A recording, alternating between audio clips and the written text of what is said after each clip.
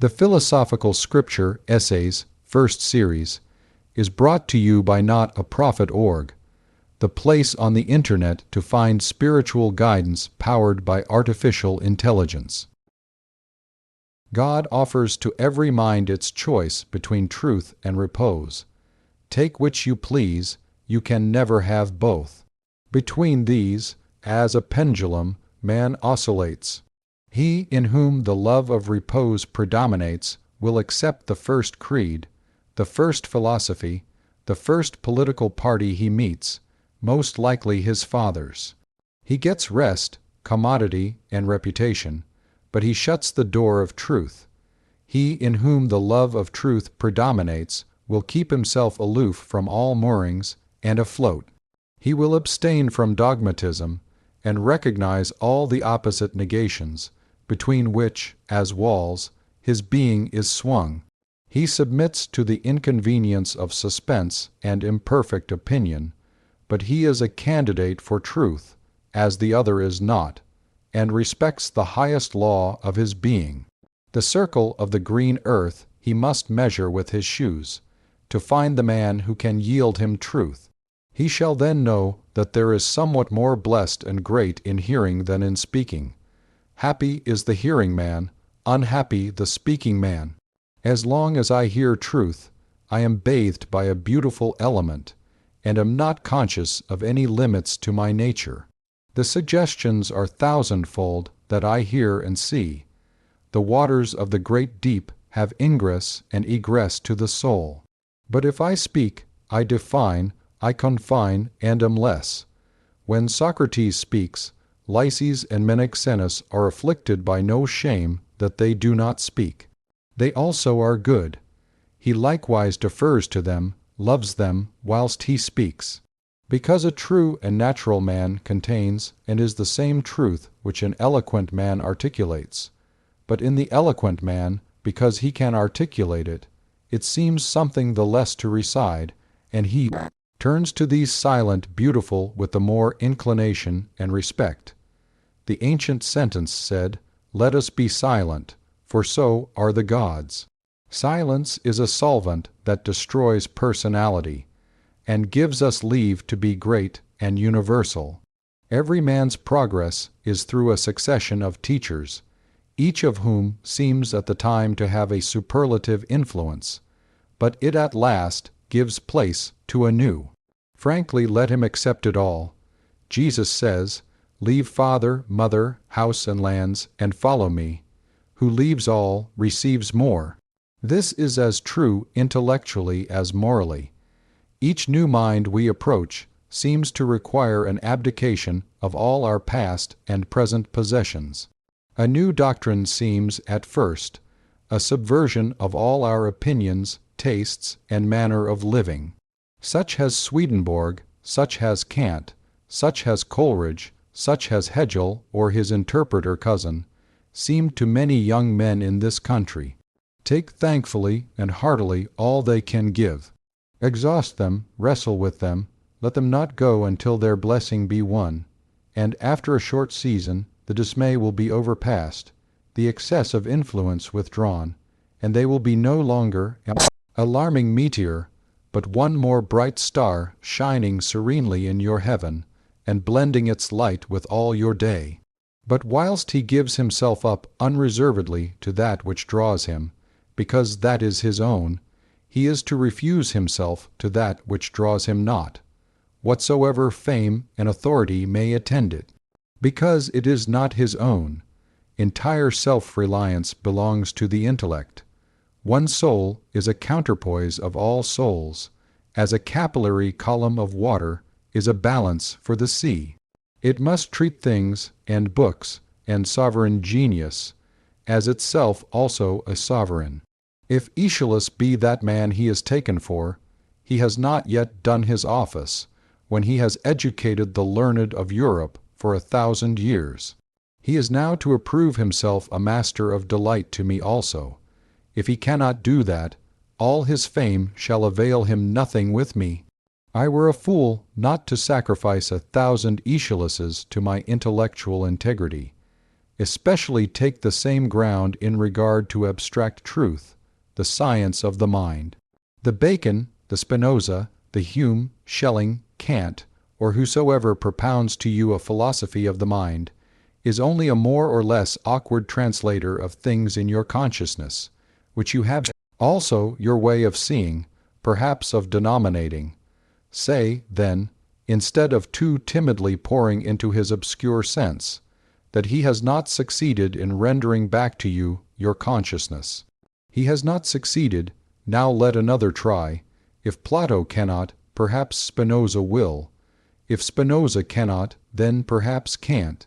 Anyhow, when at last it is done, you will find it is no recondite, but a simple, natural, common state, which the writer restores to you. But let us end these didactics. I will not, though the subject might provoke it, speak to the open question between truth and love. I shall not presume to interfere in the old politics of the skies. The cherubim know most, the seraphim love most. The gods shall settle their own quarrels. But I cannot recite, even thus rudely, laws of the intellect, without remembering that lofty and sequestered class of men who have been its prophets and oracles, the hype, priesthood of the pure, reason, the trismegisti, the expounders of the principles of thought from age to age. When at long intervals we turn over their abstruse pages, wonderful seems the calm and grand air of these few, these great spiritual lords who have walked in the world, these of the old religion, dwelling in a worship which makes the sanctities of Christianity look parvenus and popular. For persuasion is in soul, but necessity is in intellect. This band of grandees, Hermes, Heraclitus, Empedocles, Plato, Plotinus, Olympiodorus, Proclus, Synesius, and the rest, have somewhat so vast in their logic, so primary in their thinking, that it seems antecedent to all the ordinary distinctions of rhetoric and literature, and to be at once poetry and music and dancing and astronomy and mathematics. I am present at the sowing of the seed of the world. With the geometry of sunbeams, the soul lays the foundations of nature. The truth and grandeur of their thought is proved by its scope and applicability, for it commands the entire schedule and inventory of things for its illustration.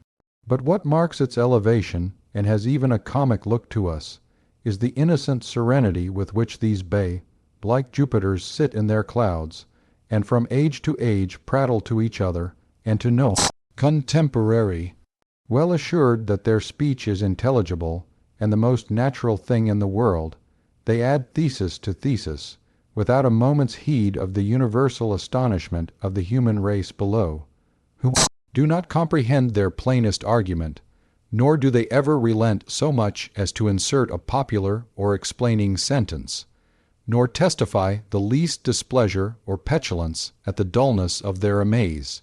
Auditory.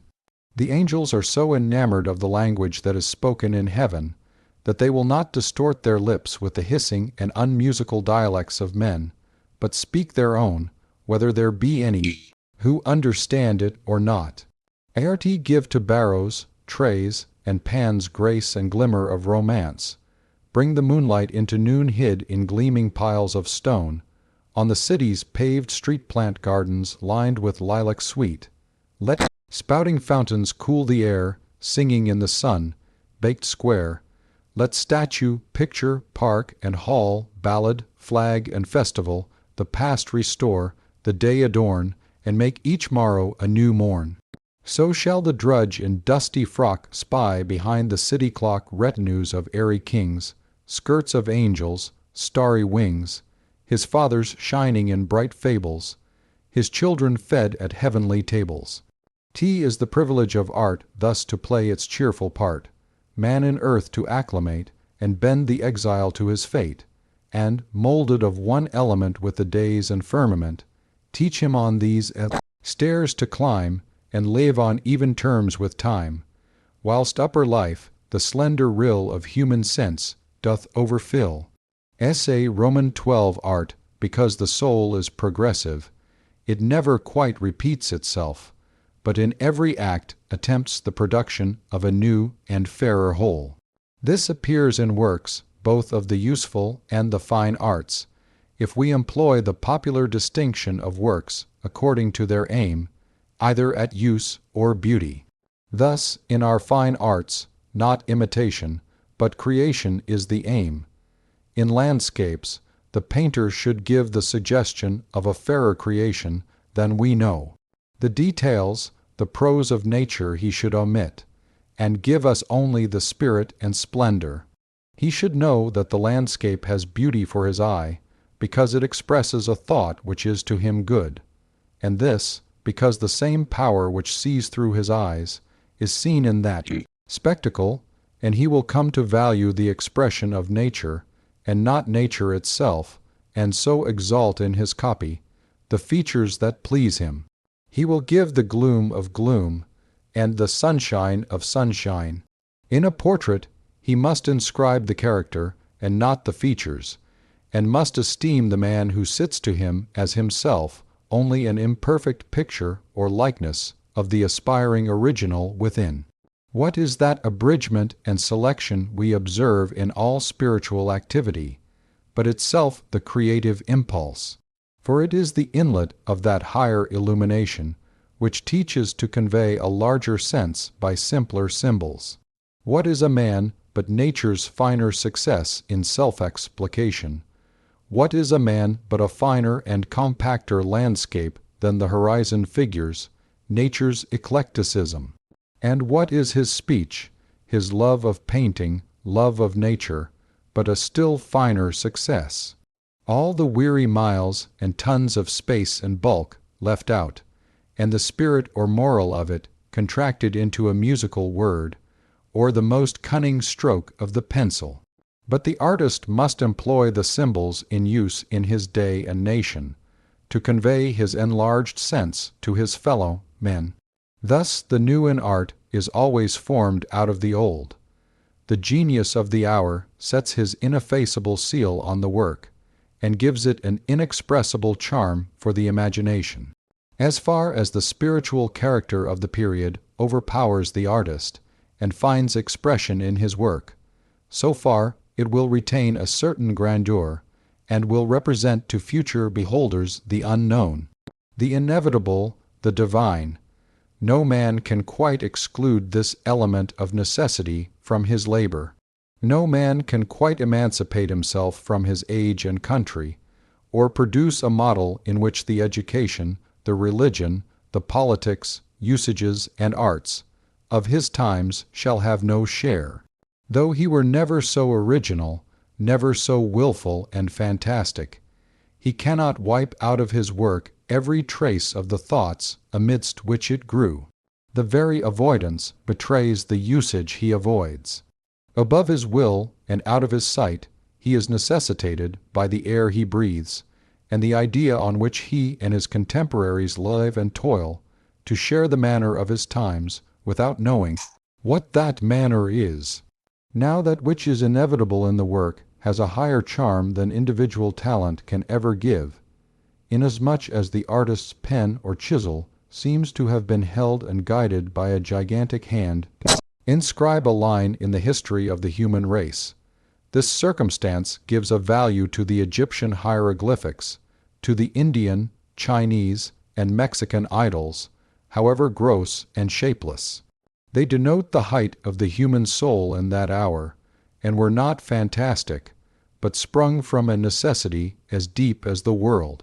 Shall I now add that the whole extant product of the plastic arts has herein its highest value as history, as a stroke drawn in the portrait of that fate, perfect and beautiful, according to whose ordinations all beings advance to their beatitude.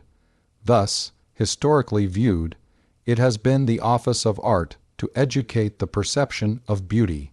We are immersed in beauty, but our eyes have no clear vision. It needs, by the exhibition of single traits, to assist and lead the dormant taste. We carve and paint, or we behold what is carved and painted, as students of the mystery of form. The virtue of art lies in detachment, in sequestering one object from the embarrassing variety. Until one thing comes out from the connection of things, there can be enjoyment, contemplation, but no thought. Our happiness and unhappiness are unproductive. The infant lies in a pleasing trance, but his individual character and his practical power depend on his daily progress in the separation of things, and dealing with one at a time. Love and all the passions concentrate all existence around a single form. It is the habit of certain minds to give an olix, gluting fullness to the object, the thought, the word, they alight upon, and to make that for the time the deputy of the world. These are the artists, the orators, the leaders of society. The power to detach, and to magnify by detaching, is the essence of rhetoric in the hands of the orator and the poet. This rhetoric, or power to fix the momentary eminency of an object, so remarkable in Burke, in Byron, in Carlyle, the painter and sculptor exhibit in color and in stone. The power depends on the depth of the artist's insight of that object he contemplates. For every object has its roots in central nature, and may of course be so exhibited to us as to represent the world. Therefore, each work of genius is the tyrant of the hour, and concentrates attention on itself. For the time, it is the only thing worth naming to do that, be it a sonnet, an opera, a landscape, a statue, an oration, the plan of a temple, of a campaign, or of a voyage of discovery. Presently we pass to some other object, which rounds itself into a whole, as did the first. For example, a well-laid garden, and nothing seems worth doing but the laying out of gardens. I should think fire the best thing in the world, if I were not acquainted with air, and water, and earth. For it is the right and property of all natural objects, of all genuine talents, of all native properties whatsoever, to be for their moment the top of the world. A squirrel leaping from bough to bough, and making the wood but one wide tree for his pleasure, fills the eye not less than a lion, is beautiful, self-sufficing, and stands then and there. Nature, a good ballad draws my ear and heart whilst I listen, as much as an epic has done before. A dog, drawn by a master, or a litter of pigs, satisfies, and is a reality not less than the frescoes of Angelo. From this succession of excellent objects, we learn at last the immensity of the world, the opulence of human nature, which can run out to infinitude in any direction. But I also learn that what astonished and fascinated me in the first work astonished me in the second work also, that excellence of all things is one. The office of painting and sculpture seems to be merely initial. The best pictures can easily tell us their last secret. The best pictures are rude drafts of a few of the miraculous dots and lines and dyes which make up the ever-changing landscape with figures amidst which we dwell. Painting seems to be to the eye what dancing is to the limbs. When that has educated the frame to self-possession, to nimbleness, to grace, the steps of the dancing master are better forgotten. So painting teaches me the splendor of color and the expression of form, and, as I see many pictures and higher genius in the art, I see the boundless opulence of the pencil, the indifferency in which the artist stands free to choose out of the possible forms. If he can draw everything, why draw anything? And then is my eye opened to the eternal picture which nature paints in the street with moving men and children, beggars and fine ladies, draped in red and green and blue and gray, long-haired, grizzled, white-faced, black-faced, wrinkled, giant, dwarf, expanded, elfish, capped and based by heaven, earth, and sea. A gallery of sculpture teaches more austerely the same lesson. As picture teaches the coloring, so sculpture the anatomy of form. When I have seen fine statues, and afterwards enter a public assembly, I understand well what he meant who said, "When I have been reading Homer, all men look like giants." I too see that painting and sculpture are gymnastics of the eye, its training to the niceties and curiosities of its function. There is no statue like this living man, with his infinite advantage over all ideal sculpture, of perpetual variety. What a gallery of art have I here! No mannerist made these varied groups and diverse original single figures. Here is the artist himself improvising, grim and glad, at his block. Now one thought strikes him, now another, and with each moment he alters the whole air, attitude, and expression of his clay. Away with your nonsense of oil and easels, of marble and chisels. Except to open your eyes to the masteries of eternal art, they are hypocritical rubbish. The reference of all production at last to an aboriginal power explains the traits common to all works of the highest art, that they are universally intelligible, that they restore to us simplest states of mind, and are religious. Since what skill is therein shown is the reappearance of the original soul, a jet of pure light, it should produce a similar impression to that made by natural objects. In happy hours, nature appears to us one with art, art perfected, the work of genius. And the individual, in whom simple tastes and susceptibility to all the great human influences overpower the accidents of a local and special culture, is the best critic of art. Though we travel the world over to find the beautiful, we must carry it with us, or we find it not. The best of beauty is a finer charm than skill in surfaces, in outlines, or rules of art can ever teach, namely, a radiation from the work of art of human character, a wonderful expression, through stone, or canvas, or musical sound, of the deepest and simplest attributes of our nature, and therefore most intelligible at last to those souls which have these attributes. In the sculptures of the Greeks, in the masonry of the Romans, and in the pictures of the Tuscan and Venetian masters, the highest charm is the universal language they speak, a confession of moral nature, of purity, love, and hope, breathes from them all. That which we carry to them, the same we bring back more fairly illustrated in the memory. The traveler who visits the Vatican, and passes from chamber to chamber through galleries of statues, vases, sarcophagi, and candelabra, through all forms of beauty, cut in the richest materials, is in danger of forgetting the simplicity of the principles out of which they all sprung, and that they had their origin from thoughts and laws in his own breast. He studies the technical rules on these wonderful remains, but forgets that these works were not always thus constellated, that they are the contributions of many ages and many countries, that each came out of the solitary workshop of one artist, who toiled perhaps in ignorance of the existence of other sculpture, created his work without other model save life, household life, and the sweet and smart of personal relations, of beating hearts and meeting eyes, of poverty and necessity and hope and fear. These were his inspirations, and these are the effects he carries home to your heart and mind. In proportion to his force, the artist will find in his work an outlet for his proper character. He must not be in any manner pinched or hindered by his material, but through his necessity of imparting himself, the adamant will be wax in his hands, and will allow an adequate communication of himself in his full stature and proportion.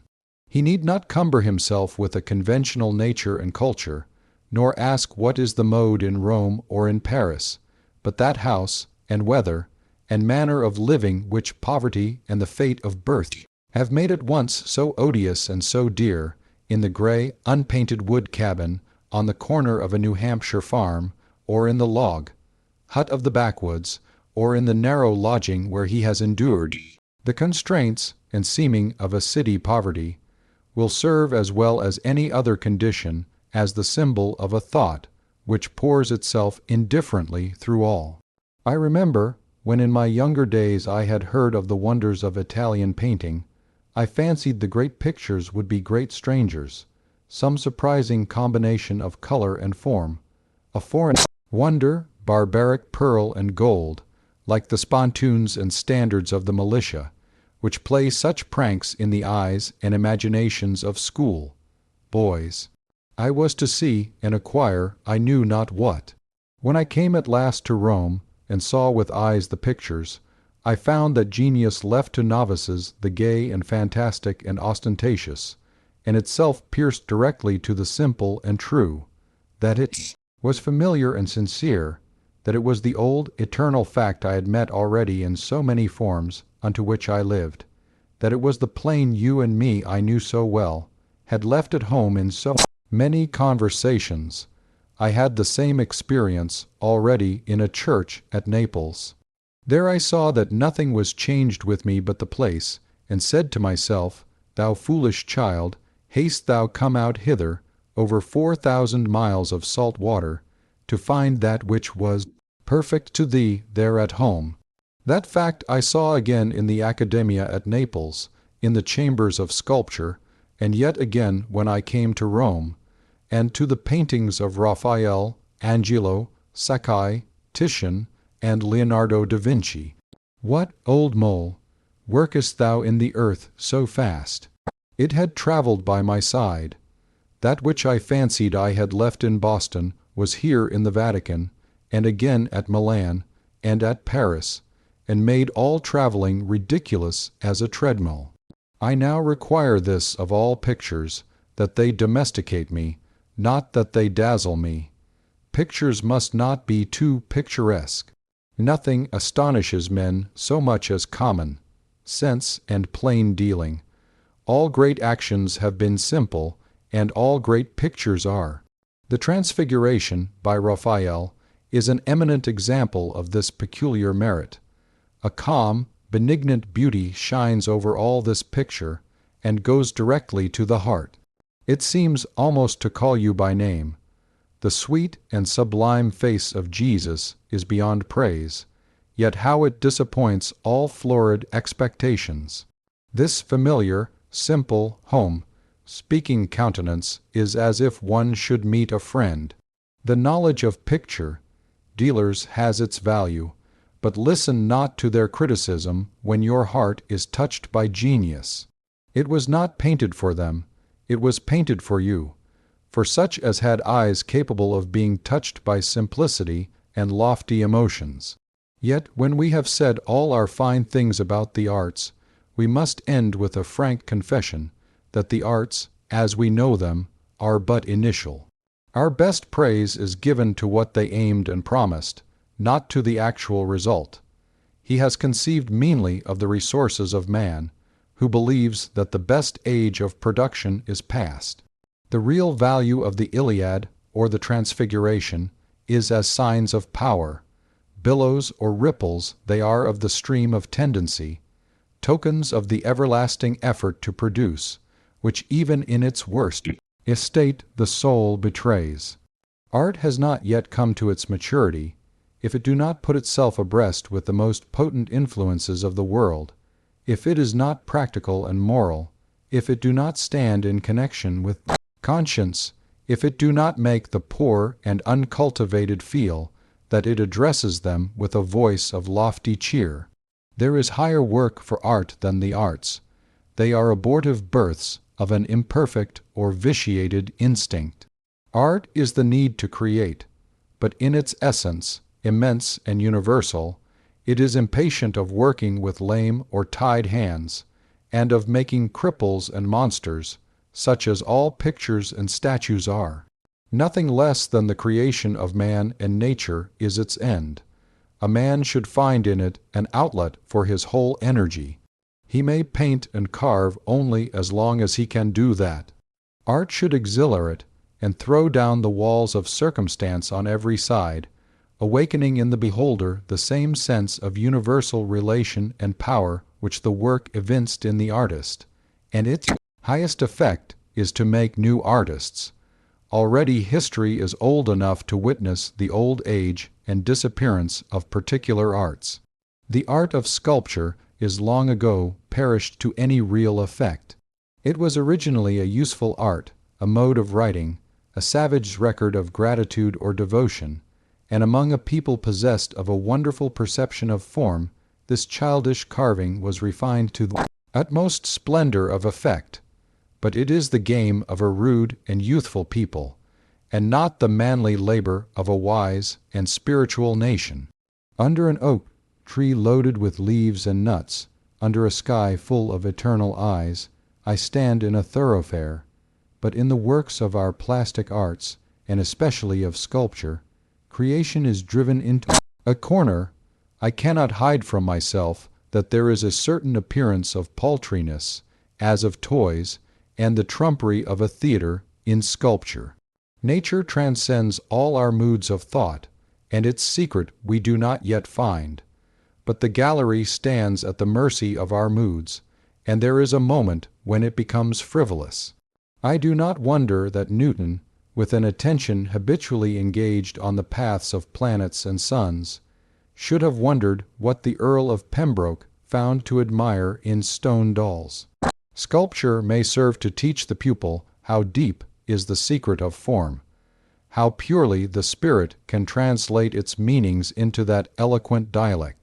But the statue will look cold and false before that new activity which needs to roll through all things, and is impatient of counterfeits and things not alive. Picture and sculpture are the celebrations and festivities of form, but true art is never fixed, but always flowing.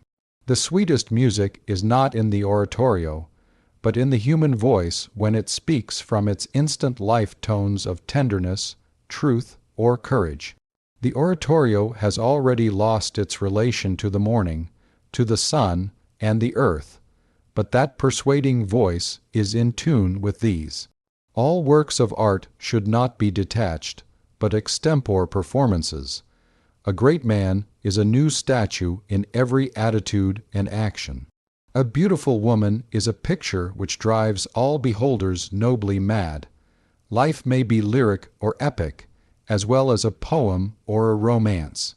A true announcement of the law of creation, if a man were found worthy to declare it, would carry art up into the kingdom of nature, and destroy its separate and contrasted existence. The fountains of invention and beauty in modern society are all but dried up. A popular novel, a theatre, or a ball room makes us feel that we are all paupers in the alms house of this world, without dignity, without skill or industry. Art is as poor and low. The old tragic necessity, which lowers on the brows even of the Venuses and the Cupids of the antique, and furnishes the sole apology for the intrusion of such anomalous figures into nature, namely, that they were inevitable, that the artist was drunk with a passion for form which he could not resist, and which vented itself in these fine extravagances, no longer dignifies the chisel or the pencil, but the artist and the connoisseur now seek in art the exhibition of their talent, or an asylum from the evils of life. Men are not well pleased with the figure they make in their own imaginations, and they flee to art, and convey their better sense in an oratorio, a statue, or a picture. Art makes the same effort which a sensual prosperity makes, namely, to detach the beautiful from the useful, to do up the work as unavoidable, and, hating it, pass on to enjoyment. These solaces and compensations, this division of beauty from use, the laws of nature do not permit. As soon as beauty is sought, not from religion and love, but for pleasure, it degrades the seeker. High beauty is no longer attainable by him in canvas or in stone, in sound, or in lyrical construction. An effeminate, prudent, sickly beauty, which is not beauty, is all that can be formed, for hand can never execute anything higher than the character can inspire. The art that thus separates is itself first separated. Art must not be a superficial talent, but must begin farther back in man. Now men do not see nature to be beautiful, and they go to make a statue which shall be. They abhor men as tasteless, dull, and inconvertible, and console themselves with color, bags, and blocks of marble. They reject life as prosaic, and create a death which they call poetic.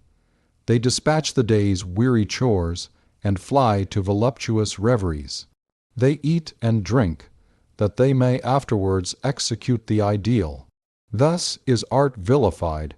The name conveys to the mind its secondary and bad senses.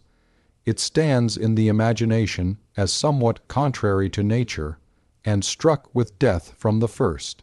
Would it not be better to begin higher up, to serve the ideal before they eat and drink, to serve the ideal in eating and drinking, in drawing the breath, and in the functions of life? Beauty must come back to the useful arts, and the distinction between the fine and the useful arts be forgotten. If history were truly told, if life were nobly spent, it would be no longer easy or possible to distinguish the one from the other. In nature, all is useful, all is beautiful. It is therefore beautiful because it is alive, moving, reproductive. It is therefore useful because it is symmetrical and fair. Beauty will not come at the call of a legislature, nor will it repeat in England or America its history in Greece. It will come, as always, unannounced, and spring up between the feet of brave and earnest men. It is in vain that we look for genius to reiterate its miracles in the old arts. It is its instinct to find beauty and holiness in new and necessary facts, in the field and road, side, in the shop and mill. Proceeding from a religious heart, it will raise to a divine use the railroad, the insurance office, the joint, stock company, our law, our primary assemblies, our commerce, the galvanic battery, electric jar, the prism, and the chemist's retort, in which we seek now only an economical use. Is not the selfish and even cruel aspect which belongs to our great mechanical works, to mills, railways, and machinery, the effect of the mercenary impulses which these works obey? When its errands are noble and adequate, a steamboat bridging the Atlantic between Old and New England, and arriving at its ports with the punctuality of a planet, is a step of man into harmony with nature. The boat at St. Petersburg, which plies along the Lena by magnetism, needs little to make it sublime. When science is learned in love, and its powers are wielded by love, they will appear the supplements and continuations of the material creation.